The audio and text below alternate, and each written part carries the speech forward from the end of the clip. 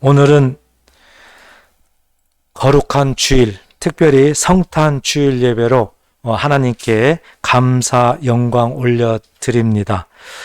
해마다 1년에 한 번씩 이렇게 성탄 주일이 있는데요.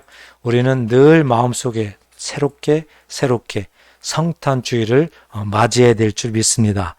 여러분, 성탄절 하면 어떤 생각이 가장 먼저 떠오르십니까? 우리들의 환경이나 또 여러 가지를 보면서 성탄절 때 이렇게 생각나는 것은 아마 이렇게 성탄 트리, 이것이 이렇게 눈에 띌 것입니다. 그리고 또 우리가 또 이렇게 보게 되면 또 산타크로스가 등장을 또 하게 됩니다.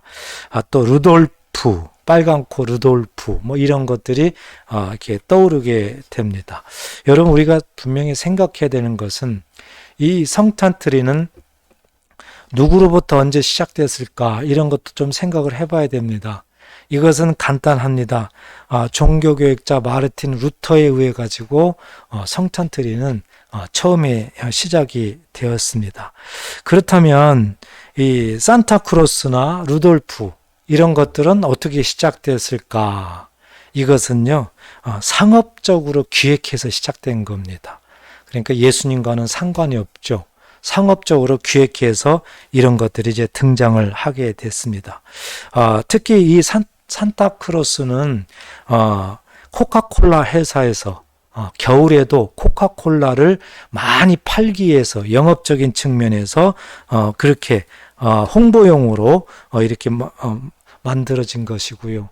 그 다음에 이 루돌프, 루돌프는 미국 카피라이터 로버트 메이가 이 백화점을 광고하기 위해서 기획한 굉장히 상업성으로 기획한 데서 시작됐다는 것을 우리는 알아야 된다. 그래서 정말 예수님과는 상관이 없는 이런 모습들이 이렇게 크리스마스 성탄절 때에 전면에 등장을 하게 되고 사람들의 마음을 딱 사로잡고 어떤 그런 모습이었던 것입니다. 알고 보면 이 성탄절의 의미가 이 상업적인 것 때문에 굉장히 변질되었다는 것을 우리는 심각하게 받아들여야 됩니다. 해마다 우리가 성탄절을 맞이하면서 예수 믿는 사람들이 이런 부분에 마음이 뺏기고 이런 모습으로 예배를 드린다. 그러면 본질에서 벗어나 있기 때문에 하나님이 기뻐하지 않습니다. 그래서 우리 예수 믿는 사람들은 이 성탄절의 의미가 정말 무엇이 중심인가, 누가 주인공인가, 이런 부분들을 분명하게 확실하게 새겨야 될 줄 믿습니다. 여러분, 성탄절은요, 예수님 탄생을 기념하는 날이에요. 예수님의 그 탄생을 기뻐하는 날이에요. 예수님의 그 탄생을 찬양하는 날입니다. 우리는 너무 잘 알고 있다고 하지만 마음속으로는 조금 전에 말씀드렸던 그런 크리스마스 트리나 그 다음에 이 루돌프 그리고 산타크로스 이런 게 마음을 뺏길 때가 많이 있습니다. 이 시간 우리는 다시 한번 마음에 새겨야 됩니다. 성탄절의 주인공은 예수님이십니다. 예수님임을 우리가 선포해야 됩니다. 그리고 그 예수님이 우리를 구원하시기 위해서 오셨기 때문에 예수님을 바라보면서 기뻐하고 찬양하고 이렇게 해야 됩니다. 그래서 우리가 성탄절 때 인사가 뭡니까? 메리 크리스마스. 우리가 이렇게 인사하잖아요. 우리도 한번 해볼까요? 옆 사람한테 메리 크리스마스. 메리 크리스마스. 그러니까 이 성탄절은요, 예수님이 인류를 구원하시기 위해서 이 땅에 오셨기 때문에 기쁨이 넘치는 날이에요. 감사가 넘치는 날이라고요. 그래서 그 구원의 기쁨, 나를 위해서 구원하시러 오셨구나. 그 기쁨으로 감사하고 기뻐하고 찬양하고 메리 크리스마스 인사하고 이렇게 하나님 앞에 영광 돌리는 것이 맞습니다. 오늘 본문 성경에서도 이런 부분들을 우리에게 명쾌하게 가르쳐주고 있습니다. 오늘 우리가 읽었던 이 본문에서 이 상황을 가만히 보면은요, 1절에 보면 그때 가이사 아구스토가 영을 내려 천하로 다 호적하라 하였으니 그랬습니다. 가이사 아구스토. 이것은 로마 황제인데요. 옥타비아누스 황제를 의미를 하게 됩니다. 그래서 이 황제가 호적하라고 그랬잖아요. 호적하라고 하는 이유는 있어요. 왜냐하면 다 세금을 걷기 위해서예요. 예. 로마가 지배하는 이 이스라엘 지방, 여기도 다 세금을 걷기 위해서 호적하라고 이제 하게 되는 겁니다. 자, 이때에 이스라엘 왕은 총독은 누구였느냐?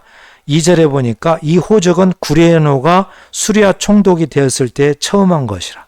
예, 구레노가 이스라엘의 총독이었을 때입니다.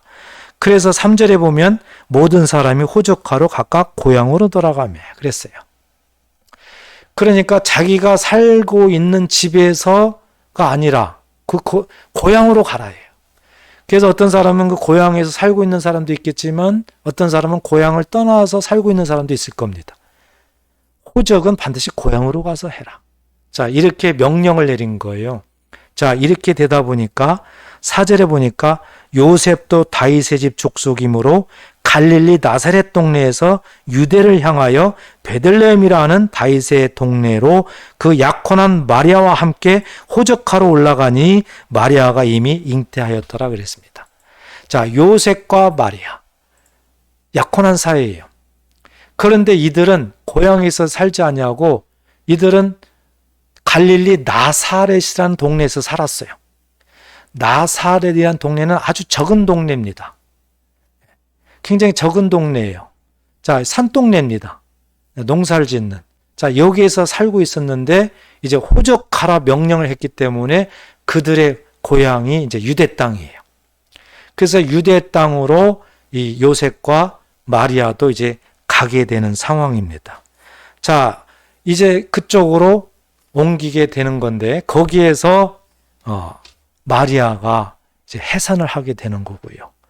또 그 이후에 이렇게 보게 되면은 이런 모습들을 천사가 이제 누구한테인가 미리 또 가르쳐주는 그런 장면. 그게 누굽니까? 이제 목동들이지요. 가르쳐주는 장면이 또 오늘 본문에 나와 있습니다. 자, 그리고 천사들과 함께 하나님을 이제 예수님의 탄생을 찬양하는 그런 모습이죠. 이게 오늘 우리에게 주신 본문의 말씀이에요. 자, 그렇다면 성탄절을 맞이해서 우리가 이 말씀을 통해서 정말 중요한 것은 예수님이 성탄절의 주인공이다. 이것이 마음속 깊이 새겨지면서 하나님께서 우리에게 마음에 심어주는 말씀들이 오늘 있습니다. 이것을 우리가 마음속에 잘 새기고 우리의 모든 일상생활 속에서도 이런 말씀들은 절대 기억하고 하나님 앞에 감사하는 그러한 우리의 신앙생활이 돼야 될 줄 믿습니다. 우리에게 주신 하나님의 말씀 중에 하나는요, 제가 누차 강조했던 그 말씀인데요. 우리 예수님께서 이 땅에 오심은 하나님의 약속대로 오셨다는 사실이에요. 항상 우리는 성경을 볼 때 무엇을 할 때 이 약속대로 오셨다. 그 약속의 하나님이라는 것을 잊어서는 안 됩니다. 자, 이게 왜 이렇게 중요한가? 저는 굉장히 강조하거든요. 이것이 믿어지고 이것이 우리의 일상생활에 늘 함께 하셔야 하나님의 계획하심, 하나님의 그 뜻을 우리가 알 수가 있고요. 하나님이 우리와 함께 하신다는 것도 알 수가 있고 우리가 살면서 은혜 받을 때 이래서 은혜 받는구나 이런 것들을 다 알 수가 있습니다. 약속대로 오신다. 약속대로 하나님은 행하신다. 이것이 가장 중요합니다, 여러분. 그래서 신앙생활에서 정말 믿음이 성장하고 올바른 길로 가고 하나님이 기뻐하는 모습으로 신앙생활 하려면 다른 것보다도 우리 하나님은 약속의 하나님이시다. 이미 약속하신 말씀을 이 땅에 하나하나 펼쳐주시고 믿는 자들에게 그 말씀을 믿을 때 그대로 이루어 주심으로 말미암아 우리가 은혜를 받고 하나님이 살아계시다. 하나님을 찬양하도록 하시는구나. 이것이 굉장히 중요합니다. 그래서 오늘 예수님이 이 땅에 오심 그 부분에서도 우리 예수님이 갑자기 오시는 것이 아니에요. 이미 수천 년 전에 하나님께서는 이 땅에 메시아, 인류를 구원할 메시아를 보내겠다고 약속하셨고 성경에 여기저기에 참 많이 약속하셨고 그 약속대로 우리 예수님께서 이 땅에 태어나는 줄 믿으시기를 축복합니다. 우리 예수님께서 이렇게 약속대로 오시는 거예요. 그래서 이런 모습들을 누가복음 1장 31절에도 가브리엘 천사가 또 알려주잖아요. 가브리엘 천사가 너에게 아들이 있으리라 하면서 마리아에게요. 그리고 그 이름을 예수라 하라. 이름까지도 가르쳐 주세요. 그러니까 약속에는 어디에서 태어날 것인가, 또 이름이 뭔가 아주 구체적으로 약속으로 우리를 가르쳐 주고 계신다. 하나님은 굉장히 구체적이고 세밀하세요. 우리 하나님은 굉장히 세밀하게 우리를 인도하십니다. 우리가 힘들고 어렵고 정말 앞이 캄캄하고 아무리 기도해도 응답이 없고 하나님은 안 계시는가 그럴 때도 많이 있습니다. 그렇지만 하나님은 그때에도 변치 않으시고 세밀하게 우리를 인도하고 계십니다. 우리가 하나님 앞에 집중하면 그 하나님의 인도하심을 받을 수 있지만 힘들고 어려울 때 집중하지 못하면 하나님을 볼 수도 없고 하나님 말씀을 들을 수도 없고 하나님이 인도하시는 길을 알 수도 없어요. 그래서 하나님 앞에 집중한다는 것은 굉장히 중요한 겁니다. 우리 하나님은 굉장히 구체적이시고 세밀하시다. 아주 자상하시다. 이것을 우리가 꼭 기억해야 됩니다. 오늘 본문 4절에서 7절까지 이렇게 우리가 좀 전에 읽었는데요. 우리 예수님께서 이제 어디에서 태어나는가? 이 부분을 우리에게 말씀을 하고 있어요.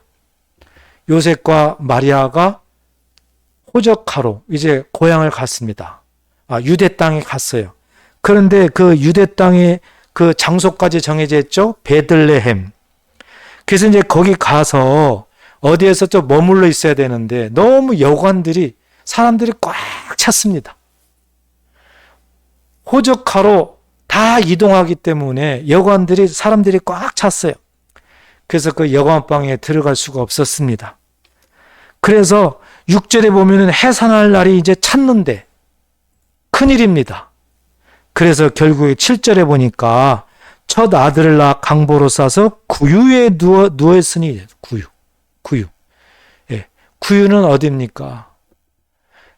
짐승들이 먹는 먹통이잖아요. 짐승들 소 같은 먹이를 줄 때 그 먹이통입니다. 이게 구유예요. 여기다가 우리 예수님이 이제 태어나게 되는 예수님의 태어난 장소예요. 어떤 호화로운 어떤 그런 집, 왕궁, 어떤 그런 데가 아닙니다. 정말 방도 아닌 그런 마구간이에요. 우리 예수님이 가장 이렇게 세상에서 천하고 천한 그 장소에서 태어났다는 것을 우리는 깊이 생각을 해야 되는 것입니다. 그런데 이런 부분들이 그냥 예수님이 이렇게 바로 태어났나? 그게 아니라고 했잖아요. 이미 약속을 하셨고 약속대로 오셨다고 그랬잖아요. 그러면 구약성경에도 우리 예수님께서 어디에 태어나는가, 어디에서 태어나는가 이런 것들이 이미 하나님은 약속을 해놓으셨어요. 하나님 말씀으로 해놓으셨어요. 미가서 5장 2절에 보면 베들레헴 에브라다야 그랬습니다. 베들레헴 에브라다야. 베들레헴을 갖추고 있어요. 너는 유다 족속 중에 작을지라도 가장 적은 곳이에요. 베들레헴이. 이스라엘을 다스릴 자가 내게서 내게로 나올 것이라 했습니다. 베들레헴에서 이스라엘을 다스릴 자가 나온다. 하나님께서 미가 선지자를 통해 가지고 이미 구약 성경에 말씀을 하셨어요. 그런데 그 태어날 자는 어떤 자냐? 그의 근본은 상고의 영혼에 있느니라 그랬습니다. 그의 근본은 상고의 영혼에 있느니라. 다시 얘기해서 하나님이시다 그겁니다. 태어나시는 분은 하나님이시다. 미가서 선지자를 통해 가지고 이 베들레헴에서 태어난다는 것을 우리에게 말씀을 하셨습니다. 자, 그 말씀대로 이루어지는 겁니다. 오늘 본문 보니까 베들레헴에서 우리 예수님이 태어나고 계시다. 그래서 하나님의 약속대로 우리에게 이렇게 하나님께서 말씀하고 있다는 것을 우리는 생각을 해야 됩니다. 자, 베들레헴.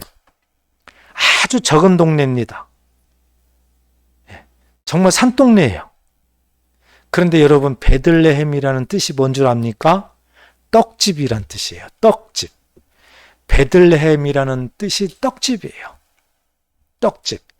이 떡은 뭡니까? 우리가 먹는 거잖아요. 이 먹음으로 인해 가지고 우리가 삽니다. 다시 얘기해서 생명이에요. 생명의 집을 상징을 하는 거죠. 이 떡집. 그런데 나중에 예수님께서 이 땅에서 공생의 사역을 하시면서 예수님께서 하시는 말씀을 보니까 우리에게 이런 말씀을 하셨어요.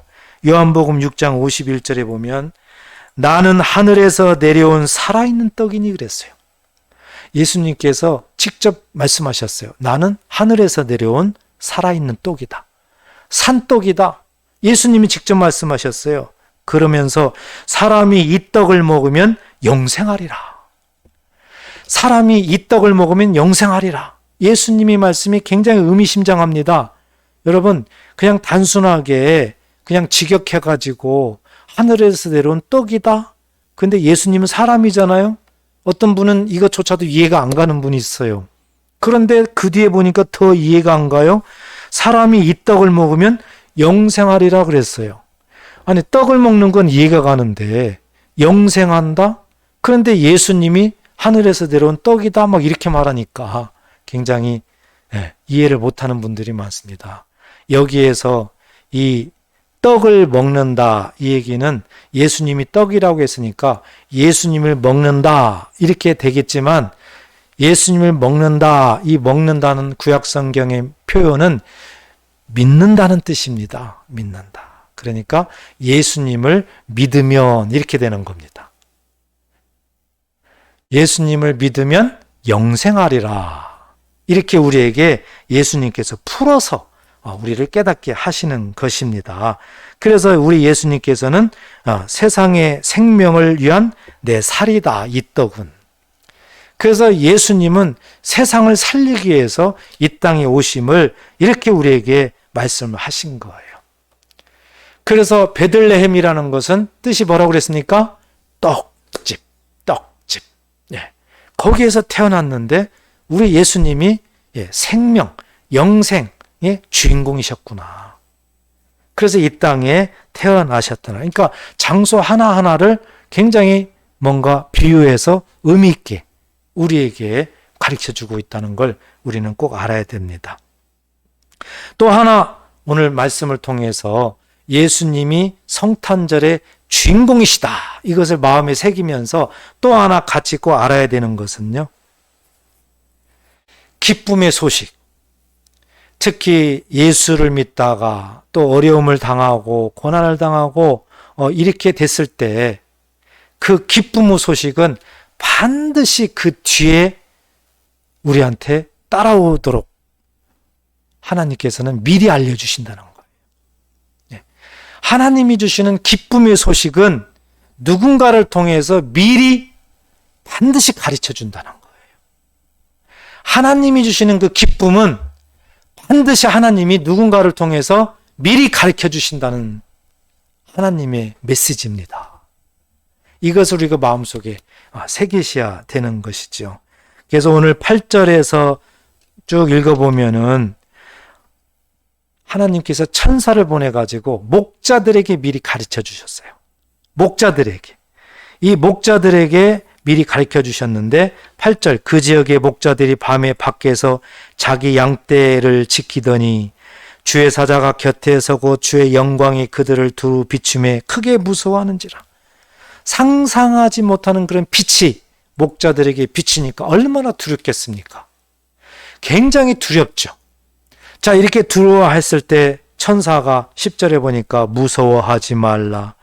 보라 내가 온 백성에게 미칠 큰 기쁨의 좋은 소식을 너희에게 전하노라. 오늘 다윗의 동네에 너희를 위하여 구주가 나셨으니 곧 그리스도 주시니라. 할렐루야. 큰 기쁨의 소식을 전해주고 있는데 그게 뭔가 봤더니 바로 구주가 나셨다. 구주는 곧 그리스도라. 구세주예요. 구세주. 우리를 구원할 자, 기름 부은 자. 그래서 천사들이 이 목자들한테 이 기쁨의 소식을 미리 보여줬다라는 거예요. 우리들에게도 분명하게 이렇게 하신다는 거예요. 분명하게. 그 당시에도 목자뿐만 아니라 또 마태복음 2장 1절부터 보게 되면은 동방 박사들에게도 예수님이 태어나심을 미리 가르쳐 주면서 그를 이렇게 유대 땅으로 인도하는 그런 내용이 나옵니다. 그러니까 우리 하나님께서는 뭔가 하나님이 기뻐하는 것을 우리에게 주실 때에는 반드시 미리 누군가를 통해서, 여기서는 누구였어요? 목자를 통해서, 또 마태복음에서는 동방박사를 통해서 반드시 그 소식을 전해주신다. 이것을 우리가 마음속에 깊이 새기십시오. 그렇게 되면 반드시 그렇게 됩니다. 구약성경에 보면 아모스 3장 7절에도 이런 말씀이 있어요. 주 여호와께서는 자기의 비밀을 그 종 선지자들에게 보이지 아니하시고는 결코 행하심이 없으시리라. 하나님의 마음을, 하나님의 인도하심을 우리들한테 가르쳐 주셨어요. 하나님의 크고 비밀한 것들이요. 하나님의 경륜, 하나님의 크고 비밀한 것들을 이 땅에 펼칠 때 이것이 큰 기쁨입니다. 그럴 때 무조건 하나님이 펼치는 것이 아니라 오늘 아모스에 보니까 그 종 선지자들에게, 하나님의 종 선지자들에게 먼저 이것을 보이시고 먼저 가르쳐 주시고 이 땅에 펼친다는 거예요. 여러분, 굉장히 우리가 신앙생활하면서도 중요한 겁니다. 우리가 하나님의 뜻을 어떻게 분별해요? 어떤 것이 하나님의 뜻인지 모르겠어요. 어떻게 해야 기도가 응답돼요? 뭐 여러 가지가 우리 살면서 가장 이제 질문거리가 되는 겁니다.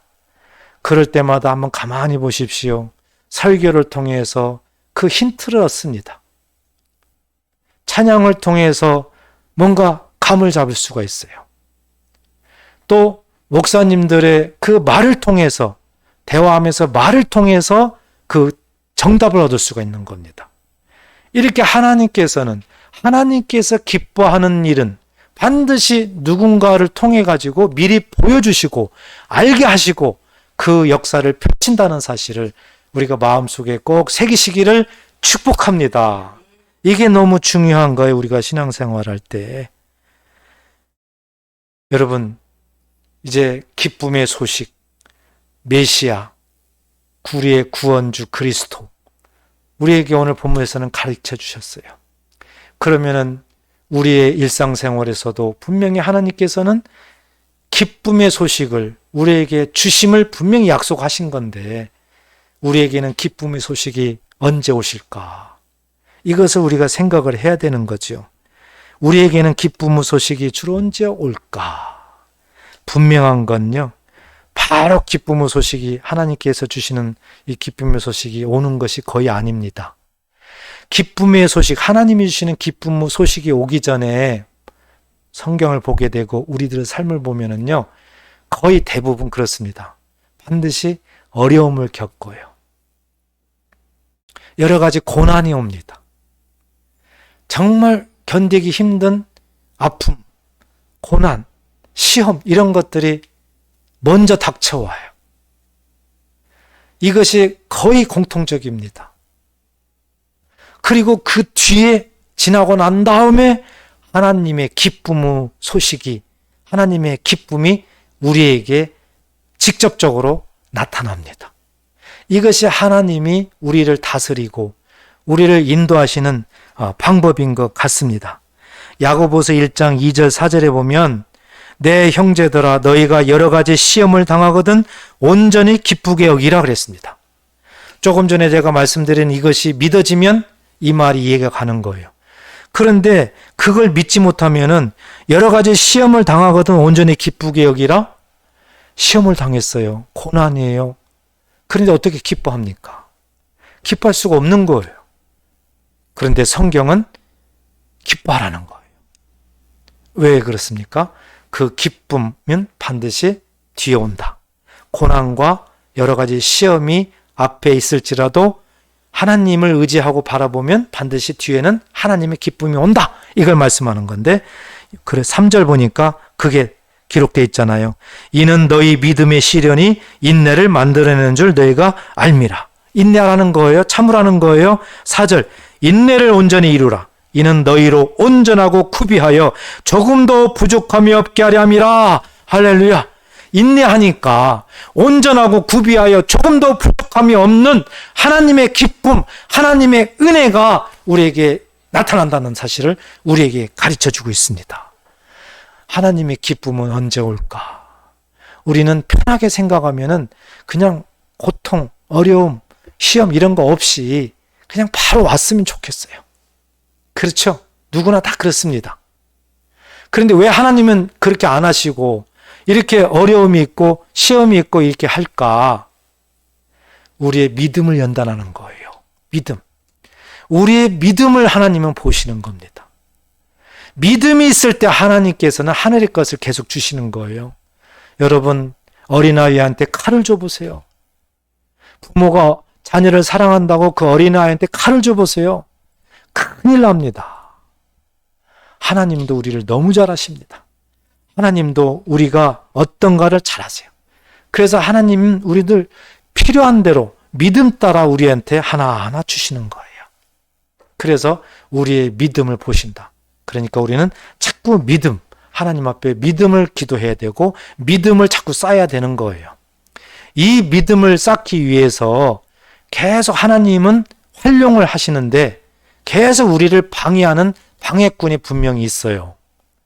우리가 하나님 앞에 나아갈 때 가까이 가지 못하게 하고 어렵게 만들고 힘들게 하고 계속 이 방해꾼들이 있다는 거예요. 그런데 하나님은 또 그 방해꾼을 잘 활용해서 우리의 믿음을 또 성장시킵니다. 하나님은 못할 일이 없으신, 능치 못함이 없으신 분이에요. 하나님은 우리의 믿음을 위해서는 때로는 악한 원수마귀도 막대기로 사용하는 줄 믿으시기 바랍니다. 그러니까 하나님의 그 깊고 기쁨은 우리가 헤아릴 수가 없어요. 어쨌든 오늘 본문에도 보니까 방해꾼이 있어요. 예수님이 이 땅에 오시는데 방해꾼들이 있습니다. 방해꾼들이. 오늘 본문에 보면 이제 헤롯이 나오죠. 헤롯이 나오고요. 그리고 대제사장도 나옵니다. 장로도 나옵니다. 서기관도 나옵니다. 오늘 성경을 쭉 이렇게 끝까지 읽어보게 되면은 이 사람들이 방해꾼들입니다. 하나님을 잘 안다는 사람들이에요. 이 사람들이 방해꾼들이에요. 그런데 더 깊이 알고 보면 이 사람들은 사단에 의해 가지고 쓰임받는 사람들입니다. 마귀에게 쓰임받는 사람들이에요. 알고 보면 마귀가 방해꾼이다. 마귀가. 요한복음 8장 44절에 보면 너희는 너희 아비 마귀에게서 났으니 너희 아비의 욕심대로 너희도 행하고자 하느니라. 그는 처음부터 살인한 자요 진리가 그 속에 없으므로 진리에 서지 못하고 거짓을 말할 때마다 제 것으로 말하나니 이는 그가 거짓말쟁이요 거짓의 아비가 되었습니다. 우리 예수님이 직접 말씀하셨어요. 유대인들을 바라보니까 마귀 새끼들입니다. 예수님을 영접하지도 않고 예수님을 핍박하고 예수님을 죽여요. 거짓말을 하고 온갖 그런 모습이에요. 그래서 예수님께서 너희는 너희 아비 마귀에게서 났다. 아비가 누굽니까? 사단이에요. 그래서 사단이 모든 우리의 삶에 하나님과의 관계 이런 것들을 계속 방해하고 하나님의 일을 하고 뭔가 기도하고 봉사도 하고 신앙생활 열심히 하고 이렇게 하려고 그러면 계속 방해하는 거예요. 근데 하나님은 이 모습을 우리의 믿음이 성장하는 도구로 또 사용하고 계시는 겁니다. 따라서 이런 상황을 우리는 잘 인내해야 돼요. 고난과 시험과 어려움 잘 인내해야 됩니다. 그리하면 반드시 그 뒤에는 하나님이 주시는 기쁨, 하나님이 주시는 선물, 하나님이 주시는 은혜가 우리에게 임할 줄 믿습니다. 여러분, 이렇게 우리의 신앙생활에는 방해꾼들이 있는데요. 우리 현장을 보면 주로 방해꾼들 가만히 보십시오. 멀리서 방해하는 것이 아니에요. 아주 가까운 사람들이 방해합니다. 같이 신앙생활하는 성도들이 방해를 합니다. 아주 방해꾼들은요, 멀리서 방해하는 게 아니에요. 내 주변에 있는 사람들이 방해를 해요. 참 아이러니하죠. 이것이 사단이 쓰는 방법이에요. 그래야 넘어가니까요. 그래서 우리는 이러한 사실도 알고 우리가 미리미리 신앙생활 할 때 대처를 해야 된다. 또 서로 조심해야 된다. 그리고 사단한테 우리는 방해꾼으로 쓰임받아서는 절대 안 된다.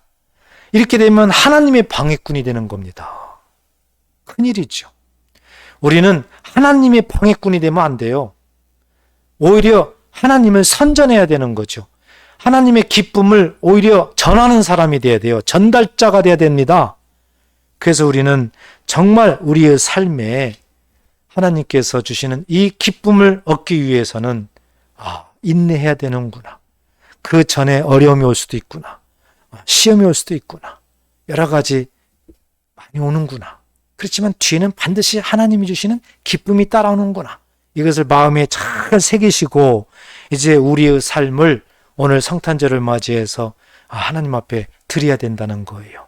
어떤 모습으로 드려야 되는가? 오늘 본문에 13, 14절에 나와 있습니다. 호련히 수많은 천군이 그 천사와 함께 하나님을 찬송하여 이르되 지극히 높은 곳에서는 하나님께 영광이요 땅에서는 하나님이 기뻐하신 사람들 중에 평화로다 하니라. 다시 얘기해서 하나님을 찬양하며 하나님께 영광 돌리는 삶이 되어야 된다는 겁니다. 하나님을 찬양해야 돼요. 하나님께 영광 돌려야 돼요. 그래서 무엇을 하든지 먹든지 마시든지 하나님께 영광 돌리는 삶이 돼야 된다. 이것이 우리 크리스찬들의 삶이 돼야 되는 줄 믿으시기 바랍니다. 고린도전서 10장 31절에 보니까 그런즉 너희가 먹든지 마시든지 무엇을 하든지 다 하나님의 영광을 위하여 하라. 하나님이 역시 그렇게 말씀하고 계세요.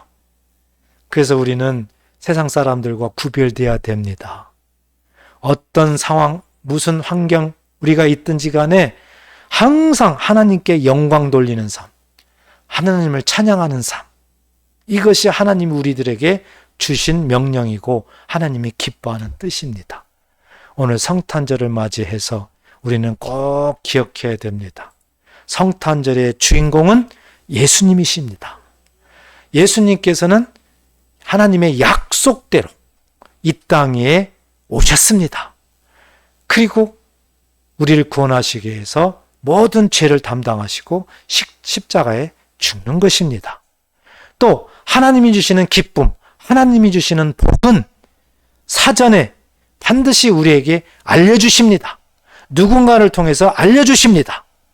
그렇지만 하나님이 주시는 그 기쁨은 그 사전에 어려움이 올 수가 있습니다. 시험이 올 수가 있습니다. 여러 방해꾼들에 의해 가지고 올 수가 있습니다. 그렇지만 인내하면 됩니다. 반드시 뒤에는 하나님의 기쁨이 따라온다는 사실입니다.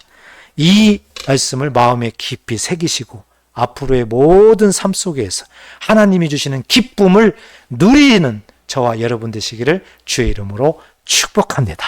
기도하겠습니다.